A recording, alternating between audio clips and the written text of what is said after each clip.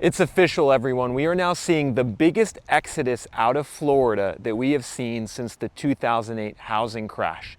People are packing up and they are leaving. They are going to other states. And this is something that could cause a monumental downturn here in the local housing market and economy. Because the US Census Bureau just released new data on domestic migration, and it's showing that a lot of counties in Florida lost people in 2024. These counties include Hillsborough and Tampa, Pinellas and St. Petersburg, Miami, Broward, and Palm Beach. In some cases, these counties had the biggest loss of domestic migration that they have ever faced in recorded history. And the reason that people are now leaving these counties in Florida is because it's gotten too expensive to live. For instance, I'm here in a community that was built 3 or 4 years ago by a home builder, and many of these homes were bought up by investors, and they're sitting now on the market for rent at $2,600, $2,700 a month. And you could see that there's a whole stretch of them here available for rent. And it's alarming to me how similar the current situation looks to what we saw in 2007, 2008, right before that last housing crash got really bad.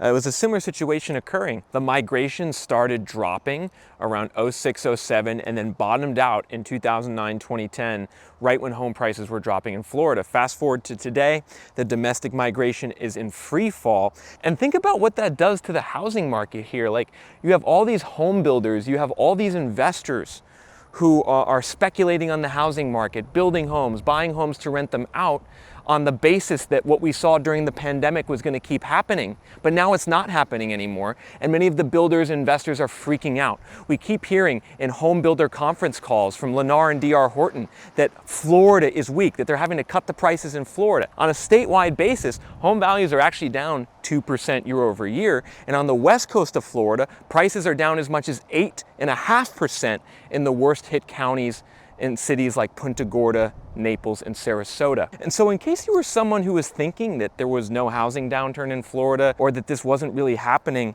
I'm here to tell you it is, everyone. All the data is lining up that Florida is now getting hit and getting hit hard by a housing correction, which I think will ultimately be good news for home buyers in Florida. If you're a renter in Florida waiting to buy, if you're maybe an amateur real estate investor kind of trying to get started, this downturn will be good news for you. However, it will be bad news for those who bought at the peak during the pandemic. Many of those people are now taking losses. I'm in a town right now called Palmetto, to the south of St. Petersburg. I'm looking at the listings here and I'm finding tons of listings where the sellers have had to cut the price 10 to 20% from peak market value. In some cases, these sellers are losing money compared to what they bought the house for. And you can see data on ReventureApp is showing that home prices are going down on a year-over-year basis all across Florida. The question is, how much are they going to drop?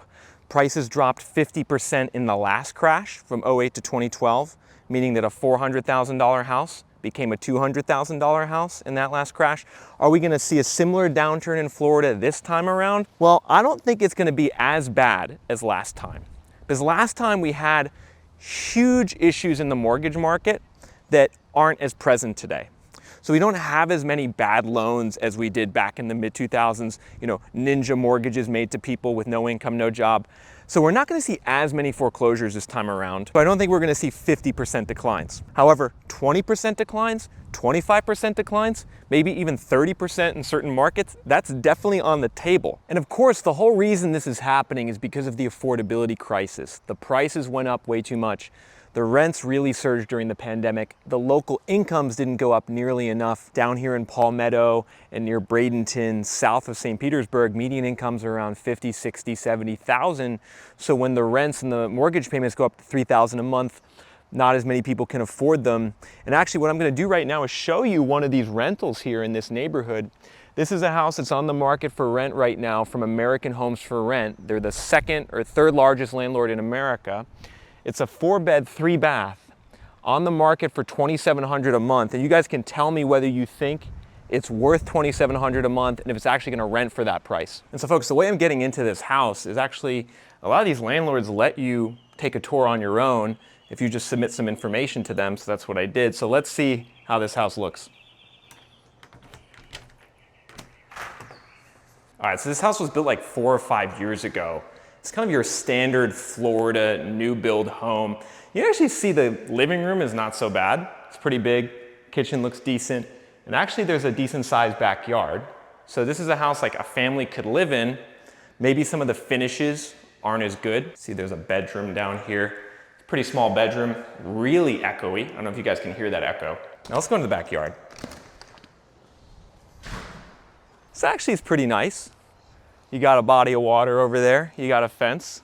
If you have a dog, this might be nice. However, for $2,700 a month, this is pretty expensive. Like this type of house 4 or 5 years ago probably would have rented for around $2,000 a month.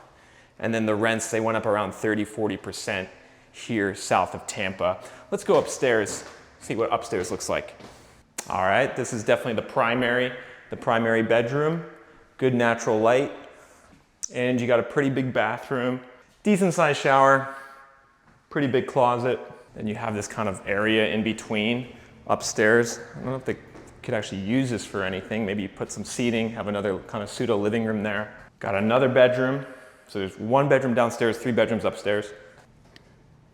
Bathroom with a tub. And then this is probably would be like, if I were to live here, this would be my office. It's like a side bedroom, not as many windows. So I'm curious what you guys think. How much should this house, 4-bed, 3-bath, backyard, around 2,000 square feet, how much should it rent for?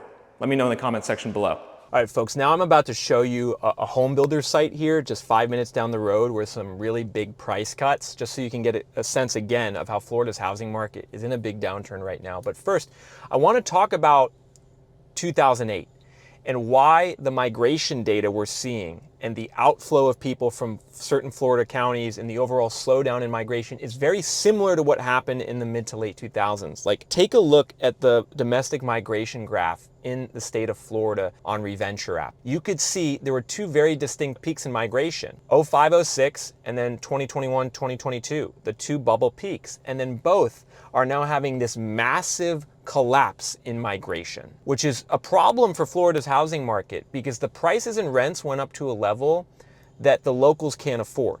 So if the domestic migration plummets, Florida's housing market will naturally go through a downturn. Like, Florida's housing market needs hundreds of thousands of net people moving in order to sustain the current prices. And so the fact that that's not happening, the fact that only 65,000 net people moved to Florida in 2024 is a huge problem. The fact that 14,000 net people left Hillsborough County and 18,000 left Orange County and Orlando and another 65,000 left Miami-Dade, that's a major issue for Florida's housing market and ultimately explains why we're seeing all these issues with low home sales, skyrocketing inventory, declining prices.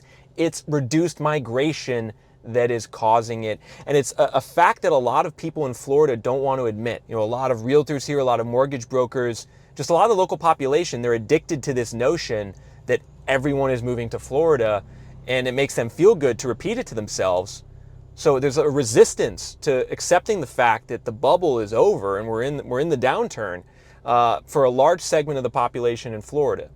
However, I would again encourage you to actually look at this as a good thing. This is the natural correction that needs to take place in order to bring balance back into Florida's housing market and economy. And the only way that this housing market and economy is actually going to have a chance of growing in the long run is if this drop in migration continues and the prices continue to drop. Now, here's something that's interesting though about this migration data and where I'm standing right now. I am in Manatee County, Florida, which again is south of Pinellas, south of Hillsborough County, on the west coast. And actually, the migration figures into Manatee County, where I am now, are still strong. In 2024, Manatee County had plus 10,000 net migration, which was only a little bit off the pandemic high. So there are still counties in Florida that are adding people. It's just that the composition of where people are going is changing. It seems like a lot of residents and local residents in Florida especially are moving to the more affordable areas. So even though some of these houses are $2,700 a month to rent, they're much cheaper than the houses in St. Petersburg and Tampa to rent.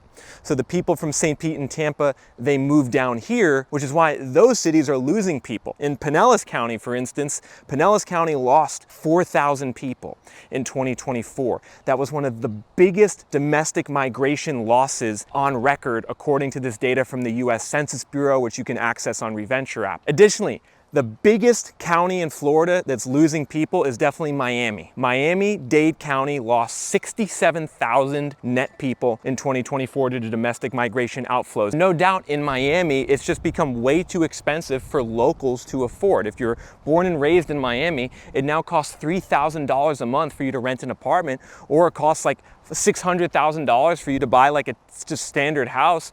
It's not affordable. So the local residents are leaving, going to more affordable counties, or just leaving the state entirely, going to places like Georgia and Tennessee and South Carolina, while there's a reduction of people moving in. So it's important that you all understand the two dynamics at play here. Locals leaving because they can't afford it, and then fewer wealthy people from New York and California moving in are leading to these domestic migration losses in all these big counties across Florida. By the way, another area in Florida that's losing people is Orlando. Orange County in Orlando lost 18,000 net people in 2024. That was its biggest loss in the county's history, going back at least 35 years. And so I want you to think about this, right? Like, so many people in Florida are telling you, all the people are moving down here. You gotta buy a house. The growth is amazing, et cetera, et cetera. But when you actually look at the data, no. The growth in some of these counties is the worst it's been on record, and they're actually losing people. Now, one thing I need to talk about is the difference between domestic and international migration, because this is an important point to understand, as that Florida is now performing much worse in terms of Americans moving in and having more Floridians moving out. But Florida in 2024 still received a lot of international immigration. So when you look at the migration charts, it's actually kind of funny. In Orange County lost 18,000 Americans net, but then gained like 35,000 people to international migration. And so when you look at the aggregate population figures in 2024, some of these counties in Florida still look okay. However, that's deceiving, because that big surge in international migration in 2024 isn't going to be there in 2025. The border crossings are down 94% year over year, and the Trump administration is even doing deportations. So we could see that international migration go to zero or even be negative in some of these Florida counties. And look at this, everyone, an available sign. There's lots of these available signs down here in Florida right now, and also in other parts of the US and the Sun Belt. We're just seeing a gigantic surge in inventory. But what's interesting is that prices here in this zip code, they're down about 5% year over year. So I was just on the Reventure mobile app, using the mobile app for Reventure app, and I hit the current location button, and you could see minus 5% year over year for prices in this zip. Some other neighborhoods nearby are down 6%, 7%. Some are down 4% year over year. So the prices are officially dropping. Like, this is no longer speculation. This is no longer, an isolated listing here and there. This is all across the market in Florida. Values are going down year over year, and these declines will accelerate into the future because the buildup of inventory just keeps getting bigger. Redfin just reported we hit a record number of homes for sale in the state of Florida in Redfin's data set. Meanwhile, data on showing time is showing that the number of house tours in Florida is below where it was the last 2 years, despite the fact that inventory is way higher. So this downturn in Florida is going to continue in 2025.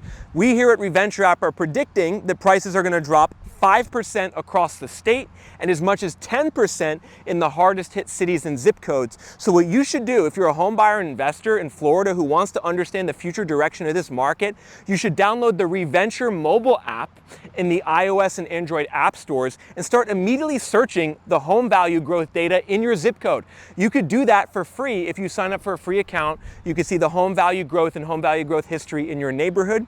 And then once you're ready, upgrade to a premium account so you can unlock our home price forecast score. You can access that home price forecast score under a premium plan for $39 a month. Download that Reventure mobile app now. It's going to put the housing market data right at your fingertips.